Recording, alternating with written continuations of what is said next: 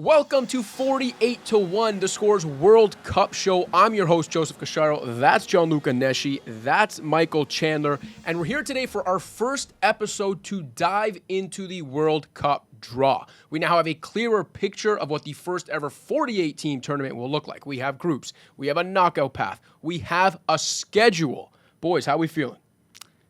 Excited, man. Supersized tournament. Are we going to do a little 90-minute preamble first? Unfortunately, I'm not Heidi Klum, so I don't know if we can manage that. But can you do some Bocelli for us? Or? That I would be down for. Chandler should have started this off with a nice. We can give him a prize for this nice sweater combo, right? We can make it up on the spot. His falsetto voice. Robbie Williams and Nicole Scherzinger performance. Two very relevant artists. Gotta love the World Cup draw, and gotta love the excitement that comes after. Because as I joked the day of the draw, everyone likes to poke fun at everything that happens in those 90 minutes. But then once the draw happens, we turn our attentions to the tournament, and we're just excited about what's to come. Gianluca, you've had a few days to process all the information, the groups, the path that I talked about, and you've got defending champions Argentina as your biggest winner from that draw. So tell me why. I think so. I mean, what better place to start than with the defending champs?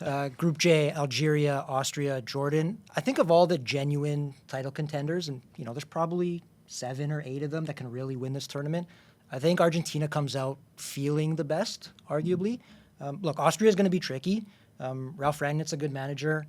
Don't let Manchester United fans tell you otherwise. And they have a good squad, and he's a good fit for that squad. They play up-tempo, high pressing, and they have some good technicians on the ball. Sabitzer, Leimer, your boy Arnautovic. So it's a good team. They'll give Argentina a good test. But look, we're still talking about the reigning champions. We assume Messi's going to play. I know he's been kind of coy about it. One day at a time. I want to be healthy. I want to be 100%. He is playing, right? He's going to play. Barring a significant, serious injury, I think he's going to be there. So with Messi as the focal point, as always, a lot of the core from that title-winning team is coming back. They have some young guys coming through at kind of exactly the right time. Mastantuono, Nico Paz, who's tearing up Serie A, tearing up my team in particular when they played. And they have Lionel Scaloni, who's still there. Continuity on the bench, absolutely massive.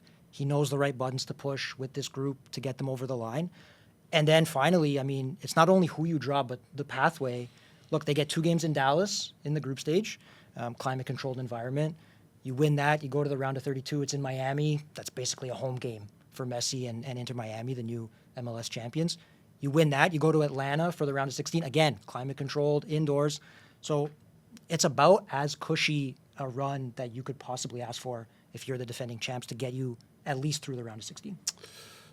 Congratulations, your Argentinian citizenship application has been Thank accepted. You. Thank you very much. And maybe the elephant in the room is a potential clash between Leo Messi's Argentina and Cristiano Ronaldo's Portugal, which we do need it. If both those teams, it's a big if, but if both those teams top their respective groups and then advance beyond the last 32 and the last 16 stage, Argentina and Portugal would meet in the quarterfinals, and the internet would absolutely, implode. It would be the first competitive meeting on the international stage between Argentina and Portugal after they played in friendlies in 2011 and 2014. And every online comment section would have to be avoided on that day. Shouts of Pessi and Pinaldo, but we don't recommend that you log off entirely. Instead, follow along on the Score app. That's right.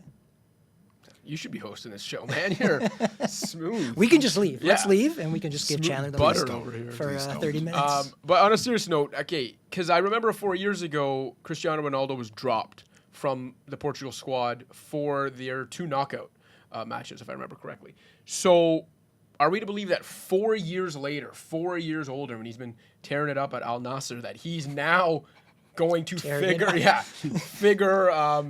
more broadly into Portugal's plans than he did in Qatar? Is that? Well, look, there's an argument to be made that Portugal, which is a deep and balanced squad this time around, potentially more so than 4 years ago, plays a better brand of football and a more fluid and attacking brand of football without Ronaldo as a de facto number 9, the forward up top. But look, he was at the White House. I don't know why exactly, but and I don't know if President Trump has veto powers over Portugal's starting 11 or any influence on their manager, Roberto Martinez. But I think we can consider it a lock that Ronaldo will play a very influential role at the World Cup. Okay. One guy that we know for sure will play an influential role at the World Cup and for his nation is Kylian Mbappe. France, as stacked as any team in the tournament, really, I would argue. But you've got them as your first loser, biggest loser in a way.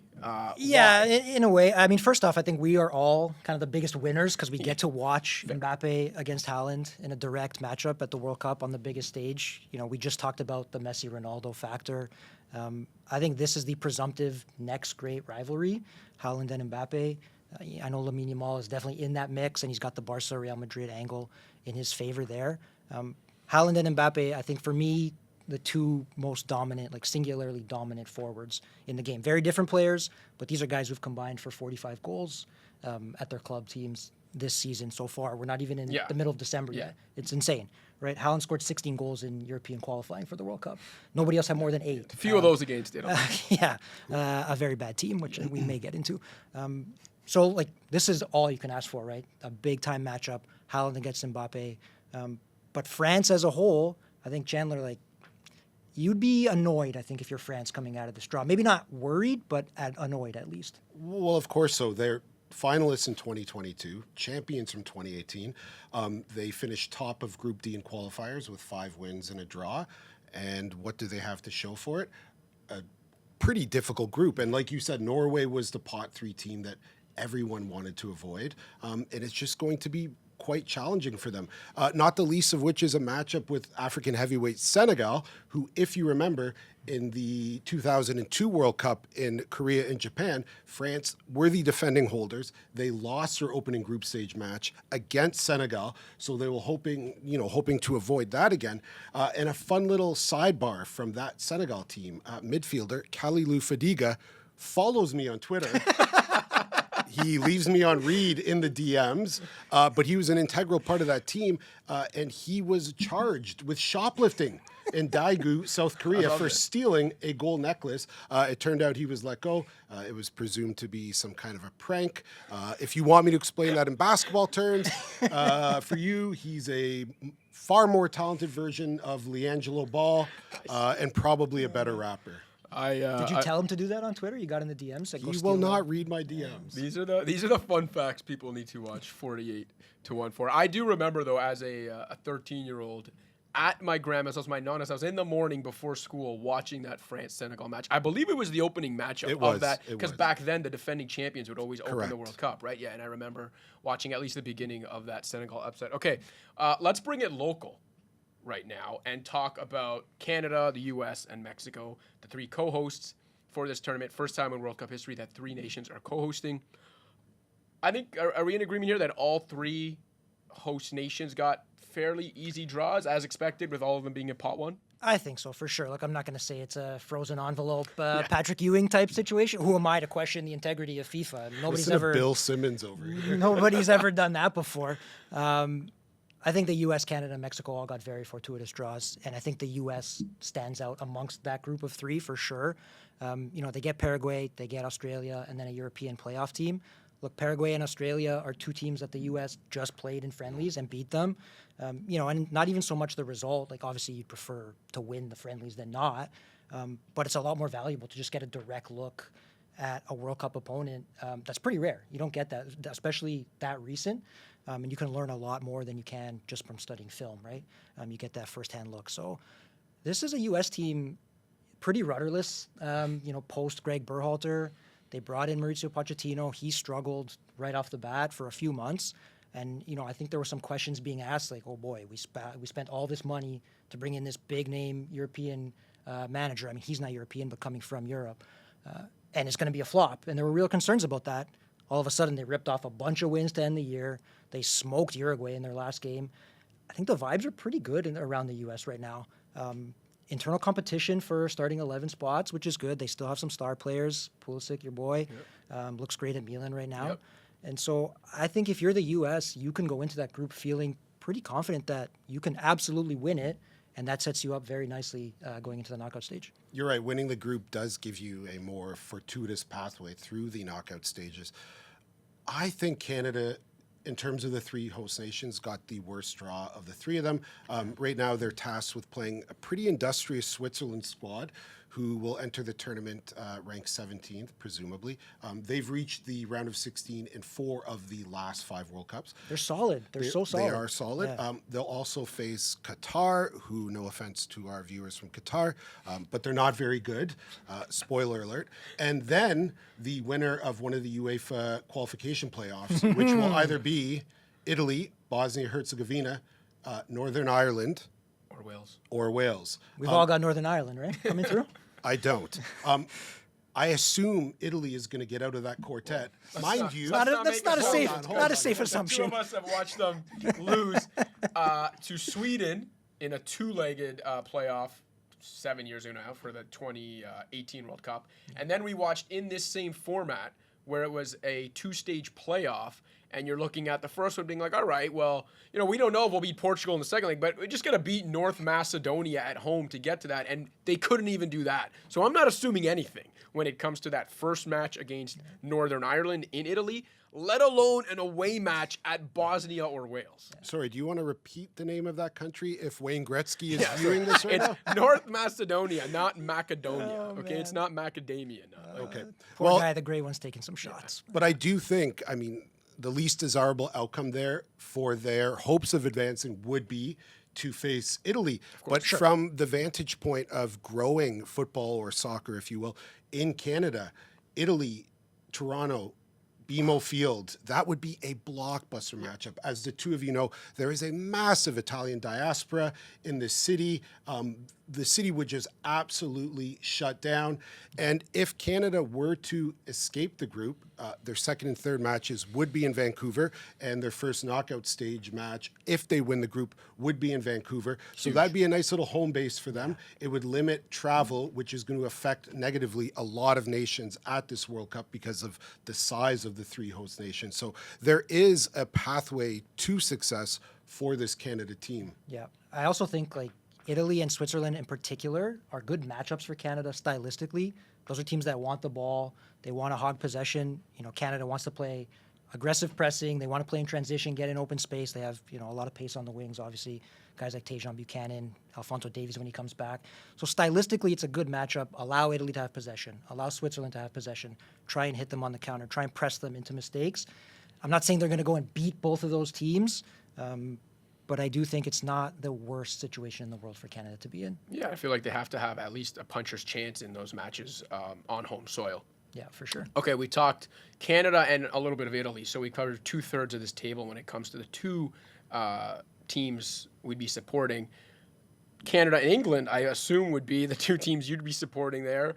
I think so. You can correct me if I'm wrong, but I know you spent some time in Harry France. Kane fan over I know you here. spent some time in France in your life, but are you not an England supporter when not rooting for Canada, or am I wrong to assume that? Potentially later, we will get into the nation other than Canada, who I will be supporting. Okay, good to know. And I will not Can't be wait to talk displaying- about Good teaser. Uzbekistan. Yeah. There's no benign nationalism coming from me today, but I think we can categorize England as a loser by virtue of their group draw. They came out of the qualifiers literally perfect. No goals conceded? No. Nary a goal conceded, 22 goals scored, a perfect record in their group. And as a result, they will open group stage play against a battle-tested Croatia, who we know always exceed expectations at the World Cup. And it's just a really tough draw for them. And we know the English media frenzy, that will happen if England fail to win that group and win that opener against Croatia. Yeah, and rightfully so, right? They're talking about the 60-year drought. Everyone knows. It's been a while. what But it is. who's counting? Yeah. Yeah. But, okay, if the group of death is probably that France, Norway, Senegal, and I already forgot the fourth, all due respect to the fourth team in that group. The playoff, yeah. Yeah, that's right. The winner of, Bolivia, Suriname, and Iraq. A group with England, Croatia, and Ghana, probably the runner-up for group of death. I think that's probably fair. When you have England and Croatia in the same group together, again, we just talked about how great a matchup that's going to be. Ghana's a very good team. Certainly on paper, I know there's been a lot of issues at the federation level. So, they could all implode when you get there. You could say that about a lot of teams, but we've seen it happen with a team like Ghana in the past. But on paper, it's a very talented team. On their day, they can beat anyone. Guys like Semenyo, who's having a great season. So I'd be, again, similar to what I was saying with France, not so much worried, but just a little bit annoyed if you're a pot one team and you've seen some of these other draws that the pot one team's got, and it's kind of cupcake draws, and you're sitting there in your ring and you're like, that's a little bit tougher than I would have preferred. Yeah. There's also the discussion, like, is it better to coast through the group stage, get 3 easy games to kind of pick up steam, or do you want to dive right in right away and be your sharpest right away? Which England will have to do with that. Exactly. And I think there's different opinions on that, and we'll see kind of how it plays out for England. Look, we all watched that 2+ hours draw. It was an arduous task. 3+ hours. Was it? Jeez, I wasn't counting. But England manager Thomas Tuchel, if you saw his facial reaction upon the draw, he did not look happy. It's not an insurmountable task for them, but it will be a challenge for a team who, like I said, were literally perfect in qualifiers and probably merit an easier draw. That Croatia midfield, they're going to come out in canes and walkers and wheelchairs, and they're still going to get the job done because that's what those guys do. Well, as you know, as an AC Milan supporter, Luka Modric is defying the perils of age. Saying, man. He's found the fountain of youth, and he just keeps going. Croatian Pirlo, man. He just ages like a fine wine.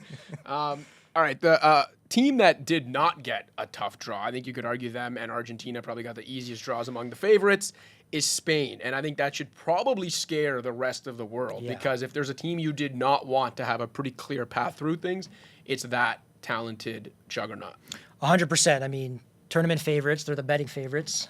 Check it out, Score Bet, if you want to place a wager, if you're so inclined. Reigning European champions, I think they're also the most cohesive team. A lot of continuity there, defined identity, which is kind of something you associate more with a club team, right, as opposed to an international side, but they have that. They can beat you in multiple ways. We all know about the, Spanish tiki-taka, but they also play more direct now. Lamine Yamal on the wing, Nico Williams on the wing. But they can control the ball if they want to and dictate tempo. So there's a lot of ways to beat you. There's a lot of talent. And that group is, you're going to be pretty happy if you're Spain.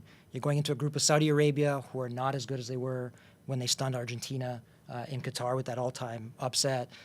Uruguay, a lot of pedigree, but I think this is arguably the most volatile team in the entire tournament.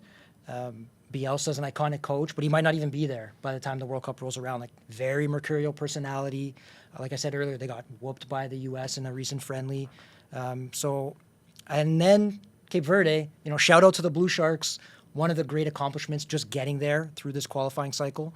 One of the smallest countries that's ever done that. I suspect Spain will be, if not the biggest single game favorite ever, one of the biggest favorites in terms of betting odds. So if you're Spain, you're absolutely laughing right now. Yeah, we could be looking at a double-digit scoreline there. Okay, so given all that information, arguably the most talented team, the betting favorites, the reigning European champions with this easy path you just laid out, are they your way too early pick to win the tournament? I think so. I know it's kind of chalky, like you're just picking the betting I don't blame favorite.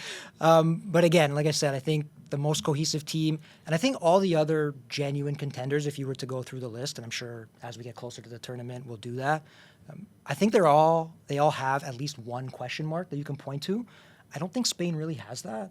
You could say they don't have a prototypical number 9. That's never stopped them in the past. They really haven't had one for a long time, and they do have some guys who can play in that position. So I think Spain, for me right now, is, we're 6 months out, almost exactly 6 months. That's the team that I'm putting my money behind right now for sure. That would give Lamine Yamal, a World Cup and a Euro title by the age of 19. Just pretty good. Ridiculous. Pretty good. He's a World Cup debutant this year. Let's talk about some World Cup debutant teams that are making their first appearance in the big tournament, Chandler, and maybe spoil it for us and tell us why it's actually not going to be a fun story for some of these fresh-faced teams on the scene. Well, you mentioned Cape Verde. They will join Curacao, Uzbekistan, and Jordan as World Cup debutants who benefit from this expanded field. That said, I don't really envision a scenario where any of them will be able to progress to the last 32, though there are 8 spots allocated for third-place finishes in the groups who will then progress and get a terrible draw in the first round of the knockout stages. But stranger things have happened. Hey, once at you the get World into Cup. a one-off, And if you also like with those third place spots, you win one game in your group, you probably have a chance. You certainly have a chance. Maybe not absolutely you're going to go through, but you absolutely have a chance. I think it's especially tough for Curacao, who first, during the draw, had their name completely butchered again, by Wayne Gretzky. Then they will open Tough group break. play against Germany before facing a tricky Ecuadorian squad.